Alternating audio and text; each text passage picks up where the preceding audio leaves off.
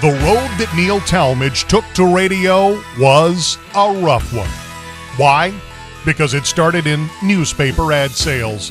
But after just 2 years pounding the pavement, the sexy allure of radio lured him to 97 Rock, where in just a year or so he was runner-up for Account Executive of the Year from the AWRT. KKBQ Zoo hired him away, but he didn't stay, instead making the move later that year to KTRH, and it's safe to say it was there where he found his calling. And when you can combine what you love with what you do, happiness is almost guaranteed. Neal was so good at selling Houston Rockets pregame and postgame ads, the Rockets made him their director of broadcasting. When the Houston Aeros hockey team wanted to really ramp things up, they hired Neal. All this time, Neal was honing his craft of marketing partnerships, naming rights, and broader visions for brands and businesses. And if you ever wondered just who was the point person when the Summit became the Compact Center, that was Neal Talmadge. And it was the same thing with the GalleryFurniture.com Bowl, too. When the NFL franchise we know and love called the Houston Texans showed up in Space City, it was CBS Radio that secured the rights to broadcast the games, develop a network, and hopefully make a little something off their 10-year, $70+ million deal. Neal was the answer. From there, he took a break from radio, but not from broadcasting, to work with ISP Sports and the University of Houston as their general manager. He would then be the GM of All Sports 1560 The Game in Houston, and even be a part of the launch of the first all-news FM in Houston, News 92.1, where he would win the Radio 1 President's Club Award. If you ever meet him, you're gonna love him. He's the perfect balance of humor and humility, and a heavy-handed scoop of happiness to boot.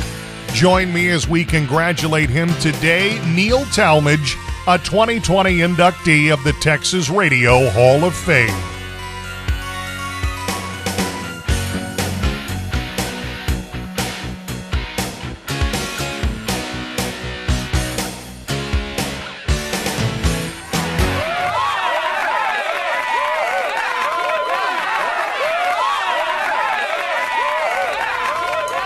Howdy.